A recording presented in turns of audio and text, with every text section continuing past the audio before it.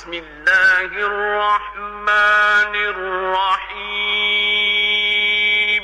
اگر آپ سے کہا جائے کہ جلد ہی ایک ایسے خزانے کا دروازہ کھلنے والا ہے جس سے لیا ہوا مال آپ کو دنیا اور آخرت دونوں میں کامیاب کر دے گا، یہ خزانہ ہر خاص و عام کے لیے ہے اور اس خزانے تک لے جانے والا راستہ بھی آپ جانتے ہیں، تو کیا آپ اس خزانے کو گنوانا چاہیں گے یا کیا آپ یہ چاہیں گے کہ یہ سنہرا موقع آپ کے ہاتھ سے نکل جائے؟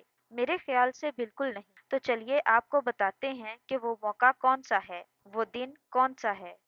وہ دن 9 ذی الحج کا ہے، یعنی یوم عرفہ، ایک بہت ہی بابرکت اور فضیلت والا دن، جس کے بارے میں نبی کریم صلی اللہ علیہ وآلہ وسلم نے فرمایا کہ یوم عرفہ کا روزہ بڑی ہی فضیلت والا ہے، یہ 1 سال پچھلے اور 1 سال آنے والے گناہوں کا کفارہ بنتا ہے۔ اس دن کی ہوئی عبادت اور دعائیں بہت ہی مقبول ہوتی، توبہ قبول ہوتی ہے، ہر مانگی ہوئی دعا قبولیت کا درجہ پاتی ہے۔ اب آپ سے میرا ایک سوال ہے کہ کیا آپ نے یوم عرفہ کی تیاری کر لی ہے؟ میں جانتی ہوں آپ سوچ رہے ہوں گے کہ ابھی تو بہت وقت ہے، بعد میں دیکھیں گے، بعد میں تیاری کریں گے۔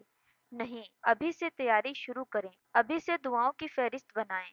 یہ کوئی معمولی دن نہیں ہے، یہ وہ دن ہے جب دعائیں قبول ہوتی ہیں، یہ وہ دن ہے جب اللہ تعالیٰ بندوں کو جہنم سے آزادی دیتا ہے، یہ وہ دن ہے جب اللہ اپنے بندوں پر فخر فرماتا ہے اور فرشتوں سے پوچھتا ہے کہ میرے بندے کیا چاہتے ہیں۔ اس لیے اپنی دعائیں پہلے سے ہی سوچ کر اور لکھ کر رکھ لیں تاکہ کچھ رہ نہ جائے، خود غرض بن جائیں اس ایک دن کے لیے۔ مانگیں اپنے لیے اور امت مسلمہ کے لیے، اپنے رب سے مانگیں، خالق کائنات سے مانگیں کیونکہ وہی عطا کرنے والا ہے۔ لیکن اپنی دعاؤں کی فہرست میں اول یہ کلمات رکھیں، یہ آپ کی دعاؤں کو یوم عرفہ کے دن 4 چاند لگا دیں گے۔ لا الہ الا اللہ وحدہ لا شریک لہ لہ الملک ولہ الحمد وہو علی کل شیء قدیر۔ یہی تو وہ دن ہے اللہ تعالیٰ سے اپنی دعائیں منوانے کا، جن کی قبولیت کا آپ ایک عرصے سے انتظار کر رہے تھے۔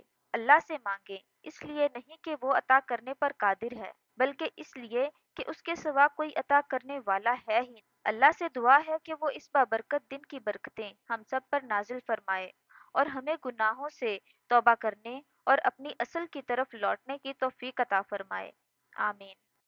تیرا ہو جاؤں اتنی آرزو ہے،